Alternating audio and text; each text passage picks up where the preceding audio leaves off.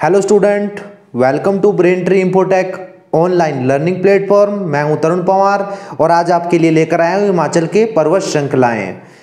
हिमाचल के मैप में आपको दिखाई दे रहा होगा, यहाँ पर हिमाचल को 3 पार्ट में डिवाइड किया गया है। जो स्थलाकृति है हिमाचल की, उसके अनुसार हिमाचल को 3 पार्ट में डिवाइड किया गया है। सबसे पहले आपका लघु हिमाचल, मध्य हिमाचल और वृहद हिमाचल। ठीक है, आपने इस चीज का ध्यान रखना है। इन तीनों पार्ट को समुद्र तल से ऊंचाई के हिसाब से बांटा गया है। जो लघु हिमाचल है आपका, उसकी समुद्र तल से जो ऊंचाई है वो 350 मीटर से लेकर 1500 मीटर तक है। ये औसतन ऊंचाई है। और जो लघु हिमाचल है, इसका दूसरा नाम बाहरी हिमाचल भी है, बाहरी हिमाचल। उसके बाद बात करें मध्य हिमाचल की, तो मध्य हिमाचल आपको दिखाया हुआ है मैप में। ठीक है, इन 2 लाइंस के बीच जो पार्ट पड़ता है वो आपका मध्य हिमाचल में आता है। जो मध्य हिमाचल की समुद्र तल से ऊंचाई है वो 1500 मीटर से लेकर 4500 मीटर तक है।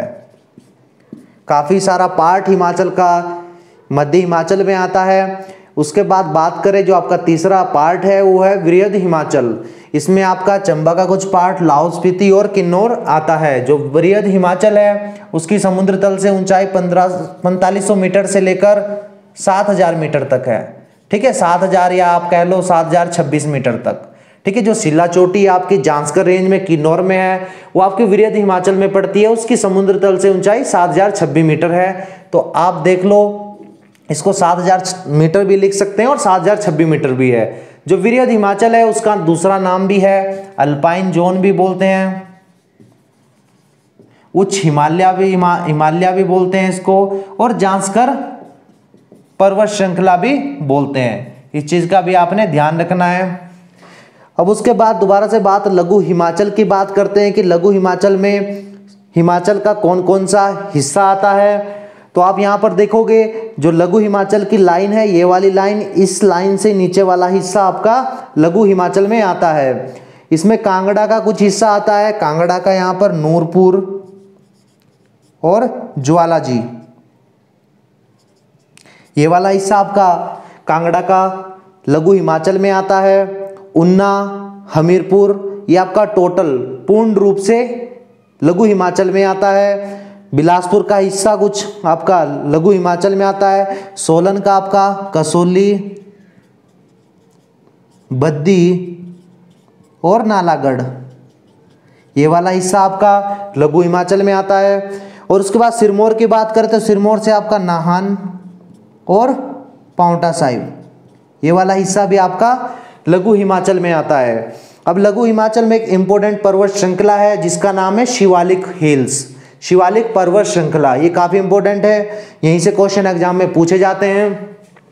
तो यहां पर बात करें तो यहां पर एक शिवालिक नाम की पर्वत श्रृंखला है, ये काफी इंपॉर्टेंट है।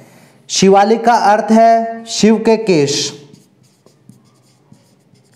अर्थात शिव के बाल। ठीक है, जो शिवालिक पर्वत श्रृंखला है उसका अर्थ है शिव के केश। शिवालिक का जो पुराना नाम या दूसरा नाम बोल लो वो आपका मानक पर्वत, मैनाक पर्वत। ये काफी 2 इंपॉर्टेंट नेम है जो एग्जाम में पूछे जाते हैं, आपने ध्यान रखना है। जो दूसरे नेम है आपके शिवालिक पर्वत के, वो आपके मानक और मैनाक। यहाँ से क्वेश्चन काफी ज्यादा बार एग्जाम में पूछे जाते हैं कि शिवालिक पर्वत श्रृंखला का दूसरा नाम क्या है, क्या अर्थ है शिवालिक पर्वत श्रृंखला का। अगर बात करें शिवालिक पर्वत श्रृंखला की तो ये इतना बड़ा, काफी बड़ा हिस्सा आपका हिमाचल का घेरते हैं। लगभग ये टोटल हिस्से में आपका बात करें तो ये शिवालिक हिल्स में आता है। ठीक है, अब बात करते हैं लघु हिमाचल में फसलें, वर्षा क्या क्या होती हैं, किस प्रकार की मिट्टी है, इसके बारे में बात करते हैं। जो आपका लघु हिमाचल है, फसलों की बात करें यहाँ पर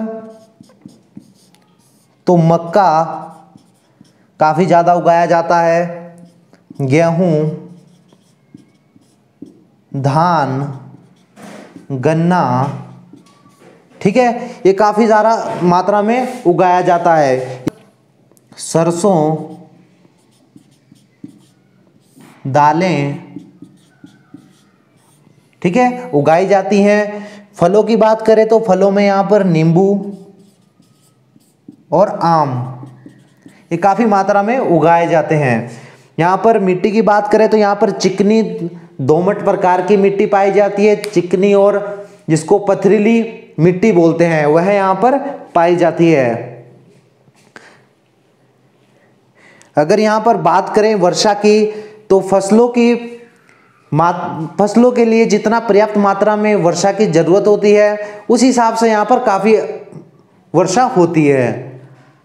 अब अगर यहाँ पर बात करें जो आपका शिवालिक पर्वत श्रृंखला है या आपका लघु हिमाचल है, इसकी बात करें तो यहाँ पर छोटे छोटे खड्ड बहते हैं, ठीक है, जो बरसाती भी हो सकते हैं या नेचुरल होते हैं। इस प्रकार के खड्ड बहते हैं जिसको स्थानीय भाषा में क्या बोलते हैं, चो। ये काफ़ी इंपॉर्टेंट नेम है, ठीक है, तो आपने इस चीज़ का ध्यान रखना है। शिवालिक हिल्स में जो छोटे छोटे गड्ढे बहते हैं या खड्ड बहते हैं उसको चो कहा जाता है। इसके बाद बात करते हैं मध्य हिमाचल की। तो मध्य हिमाचल में काफ़ी दो इम्पोर्टेंट जो आपका पर्वत श्रृंखला है वो है, पहली है आपकी धौलाधार, जो धौलाधार पर्वत श्रृंखला है।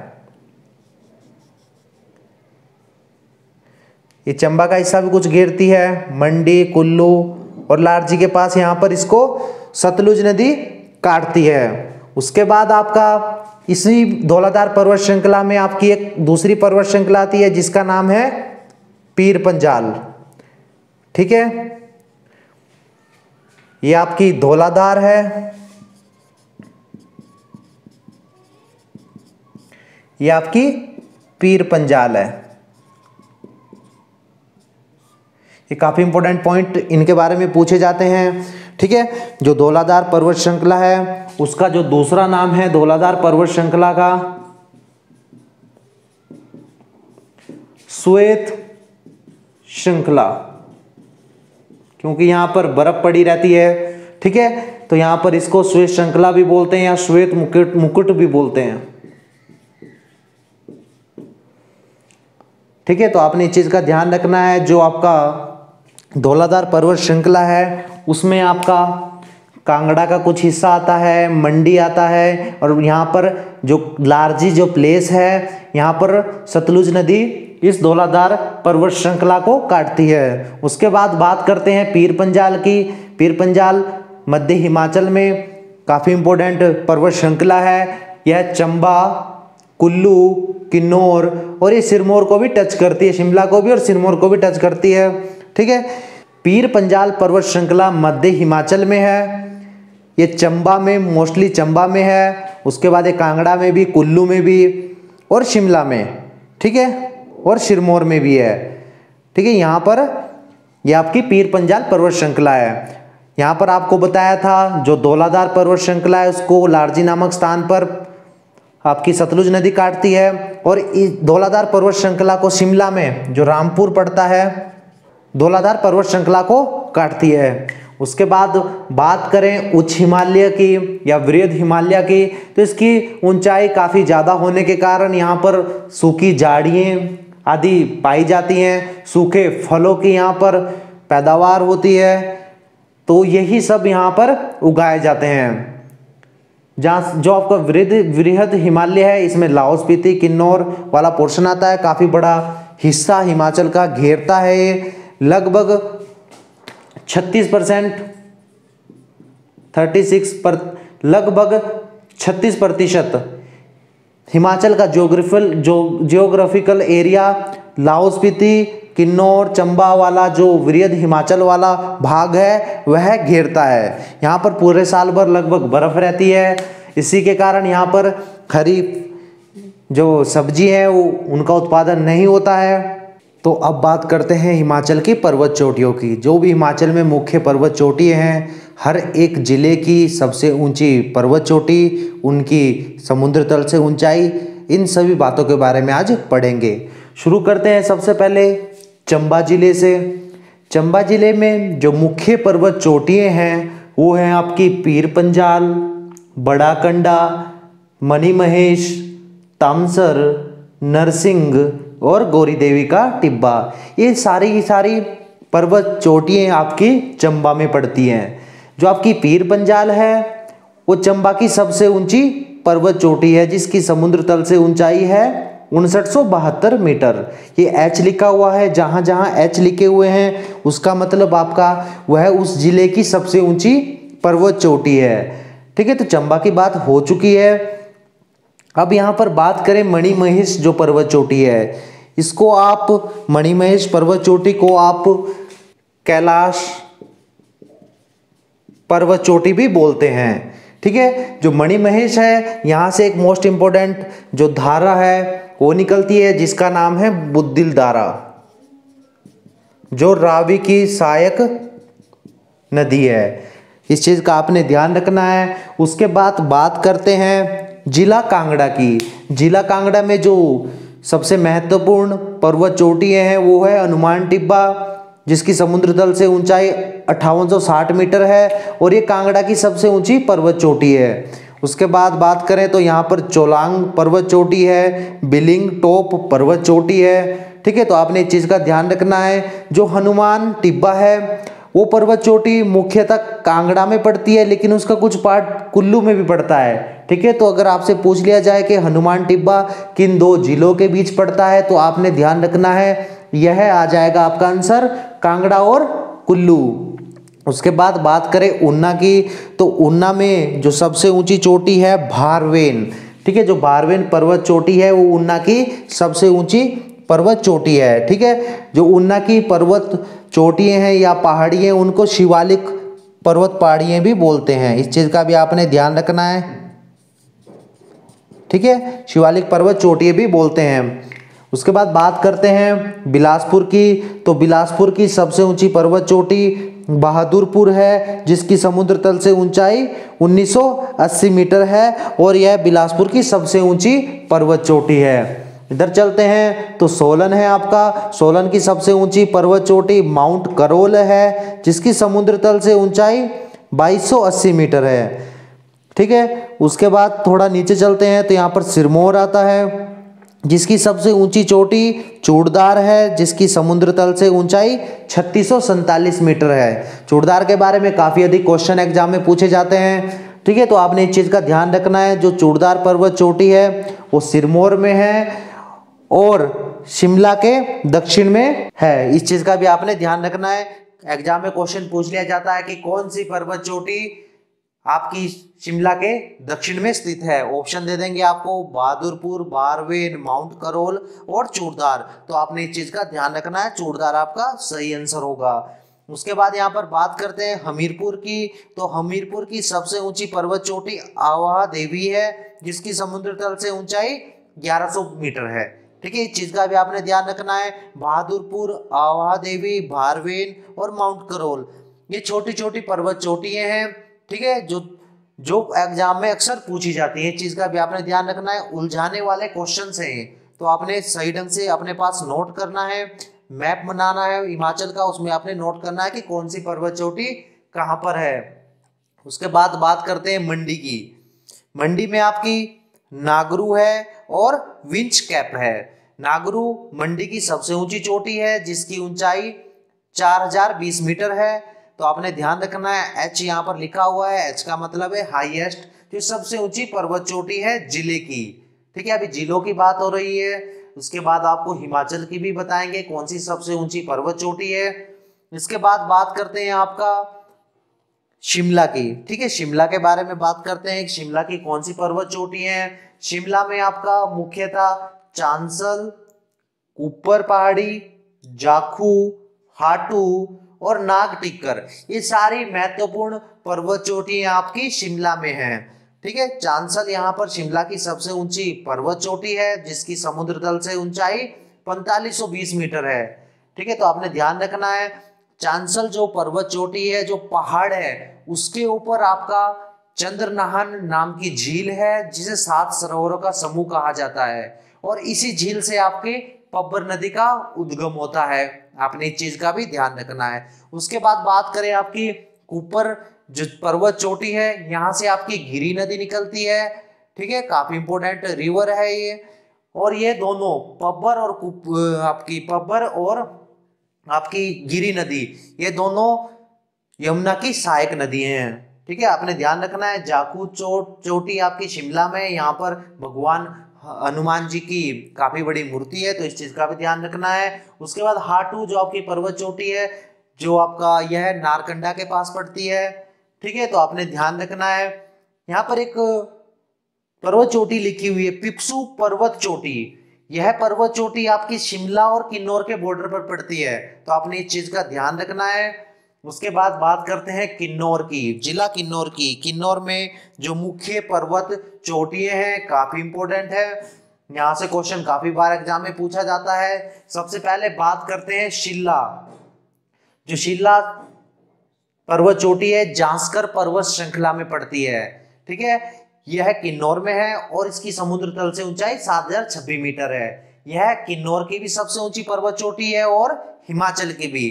तो आपने ध्यान रखना है, क्वेश्चन एग्जाम में काफी ज्यादा पुट किए जाते हैं यहाँ से कि शिल्ला पर्वत चोटी कौन से जिले में है, किस पर्वत श्रृंखला में है और कितनी समुद्र तल से ऊंचाई है। तो जिला आपका किन्नौर है, पर्वत श्रृंखला आपकी जांस्कर है और समुद्र तल से ऊंचाई आपकी 7026 मीटर है। उसके बाद बात करें तो यहाँ पर रियो फार्गुल नाम की पर्वत चोटी है जिसकी समुद्र तल से ऊंचाई 6816 मीटर है। ठीक है, तो ये सेकंड हाईएस्ट माउंटेन पीक है हिमाचल की, ये भी आपने ध्यान रखना है, जो किन्नौर में है। उसके बाद बात करें लियो पार्जिल, इसकी समुद्र तल से ऊंचाई 6791 मीटर है, यह भी किन्नौर में है। यहाँ पर शिपकी है, रालदांग है और किन्नर कैलाश, ये सारी पर्वत चोटियां आपकी किन्नौर में है। आपने यहाँ पर ध्यान रखना है कि किन्नर कैलाश जो आपकी पर्वत चोटी है उसकी समुद्र तल से ऊंचाई 6500 मीटर है। यह भी एग्जाम में काफी बार क्वेश्चन पूछा जाता है, इस क्वेश्चन के बारे में काफी बार पूछा जाता है कि किन्नर जो कैलाश पर्वत चोटी है वह किस जिले में है या समुद्र तल से कितनी ऊंचाई है। तो आपने ध्यान रखना है, किन्नर मीन्स, ठीक है, किन्नौर इससे रिलेटेड है। ठीक है, तो आपने ध्यान रखना है। आगे बात करते हैं, तो अब लाहौल स्पीति की ओर चलते हैं। यहाँ पर आपकी पर्वत चोटी है मनीरेंग, जिसकी समुद्र तल से ऊंचाई 6597 मीटर है। यहाँ पर H लिखा हुआ है, इसका मतलब है कि मनीरेंग लाहौल स्पीति की सबसे ऊंची पर्वत चोटी है। उसके बाद यहाँ पर मुकीला है जो ग्लेशियर भी है, इस चीज का भी आपने ध्यान रखना है, कंफ्यूज मत होना कि मुकीला ग्लेशियर भी है और पर्वत चोटी भी है। ठीक है, अलग अलग चीजें हैं और दोनों हैं लाहौल स्पीति में। उसके बाद बात करें गेफांगो, यह पर्वत चोटी भी आपकी लाहौल स्पीति में है। शिंगारीला है, शिखर बेहू और मुकर बेहू, यह पर्वत श्रृंखला भी आपकी, पर्वत चोटी भी आपकी लाहौल स्पीति में है। मुरांगला, श्रृंगला, गया, हरगारन, ये आपकी पर्वत चोटी सारी की सारी लाहौल स्पीति में है। इसमें से बात कर लेते हैं गेफांग की। जो गेफांग जो पर्वत चोटी है उसको लाहौल का मणिमहेश कहा जाता है। ठीक है, लाहौल का, इस चीज का आपने ध्यान रखना है, काफी बार एग्जाम में पूछा जाता है। ठीक है, उसके बाद जो गया पर्वत चोटी, ये भी काफी इंपॉर्टेंट है, यहाँ से क्वेश्चन पूछे जाते हैं। गया पर्वत चोटी भी आपकी लाहौल स्पीति में है। आगे चलते हैं, आपका लास्ट जिला बचता है कुल्लू। कुल्लू में मोस्ट इंपॉर्टेंट पर्वत चोटी है, तो आपने ध्यान रखना है। कुल्लू में डिब्बी बोकरी पिरामिड पर्वत चोटी, जिसकी समुद्र तल से ऊंचाई 6400 मीटर है और यह कुल्लू की सबसे ऊंची पर्वत चोटी है।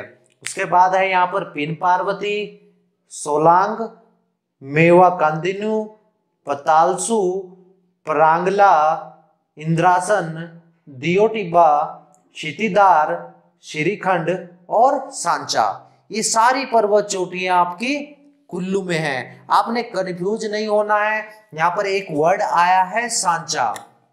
ठीक है, ये पर्वत चोटी है जो कुल्लू में है और एक सांच है जो दर्रा है जो चंबा में है। ठीक है, उन बातों में आपने कंफ्यूज नहीं होना है, जो सांचा है पर्वत चोटी है और सांच आपका दर्रा है जो चंबा में है। ठीक है, ज्यादा कंफ्यूज होने वाली बात नहीं है। उसके बाद श्रीखंड महादेव है, यहाँ यात्रा भी लगती है श्रीखंड महादेव की, ये पर्वत चोटी भी कुल्लू में है। यहाँ पर बात कर लेते हैं आपकी सोलांग की, तो सोलांग नाला जो आइस स्केटिंग के लिए भी फेमस है, मनाली के पास है। ठीक है, तो इस चीज का भी आपने ध्यान रखना है। डिब्बी बोकरी पिरामिड पर्वत चोटी है। ठीक है, फिर पिन पार्वती पर्वत चोटी आपकी कुल्लू में पड़ती है, और जो पिन पार्वती आपका राष्ट्रीय पार्क है वो आपका लाहौल स्पीति में पड़ता है। तो इस चीज का भी आपने ध्यान रखना है। ठीक है, काफी सारी बातें आप लोगों को पर्वत चोटियों के बारे में बताई है। जितनी भी पर्वत चोटियां आप लोगों के सामने मैप पर लिखी है, मोस्ट इंपोर्टेंट पर्वत चोटियां जो एग्जाम के पॉइंट ऑफ व्यू से काफी इंपोर्टेंट है। ठीक है, तो आपने ध्यान रखना है इस चीज का। आपके पास यहाँ पर सोलांग नाला या सोलांग पर्वत चोटी आई थी, वैसी ही नाम से मिलती जुलती एक पर्वत चोटी है जो कांगड़ा में है, जिसका नाम है चोलांग। ठीक है, चोलांग आपका ध्यान रखना है, कांगड़ा में है। और आपकी जो सोलांग है पर्वत चोटी है वो आपकी कुल्लू में पड़ती है।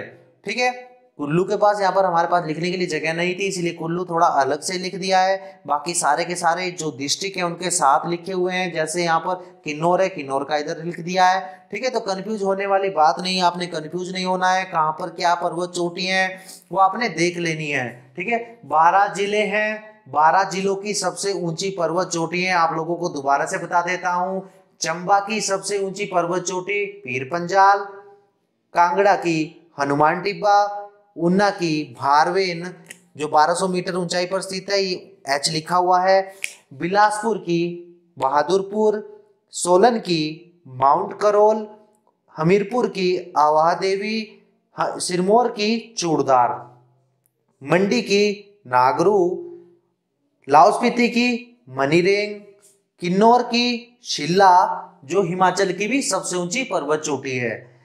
उसके बाद शिमला की आपकी चांसल चोटी जो आपका हिमाचल को उत्तराखंड के साथ जोड़ने वाला दर्रा है, वो भी आपका चांसल है। चांसल दर्रा आपका हिमाचल या शिमला को उत्तराखंड के साथ जोड़ता है। इसके बाद यहाँ पर बात करें कुल्लू की, तो कुल्लू की सबसे ऊंची पर्वत चोटी डिप्वी बोकरी पिरामिड है, जिसकी समुद्र तल से ऊंचाई 6400 मीटर है। ठीक है, एग्जाम में काफी बार यहाँ से क्वेश्चन पूछे जाते हैं, तो आपने इस चीज का ध्यान रखना है। मोस्ट इंपोर्टेंट आपके सामने जो पर्वत चोटी है, कंफ्यूज करने वाली पर्वत चोटी है आपकी चंबा, लाहौल स्पीति और कुल्लू। तो आपने ये सही ढंग से पर्वत चोटी पढ़नी है। ठीक है, उसके बाद तो कम कम पर्वत चोटी हैं, आप आसानी से याद कर लेंगे। ठीक है, किन्नौर में पड़ती है थोड़ी, किन्नौर, लाहौल स्पीति, चंबा और कुल्लू, ये 4 डिस्ट्रिक्ट हैं जहां पर ज्यादा पर्वत चोटी हैं, जहां से क्वेश्चन ज्यादा पुट किए जाते हैं। तो आपने ध्यान से पढ़ना है कौन सी पर्वत चोटी कहां पर है। जैसे जैसे आप HPG के आगे पढ़ते रहोगे, आप लोगों को ये सारी बातें क्लियर होती रहेंगी कि कौन सी पर्वत चोटी कहां पर है, क्योंकि इनसे रिलेटेड आगे टॉपिक आते रहेंगे। धन्यवाद। आज के लिए इतना ही। ब्रेन ड्रीम इन्फोटेक के साथ जुड़ने के लिए आप सभी का धन्यवाद।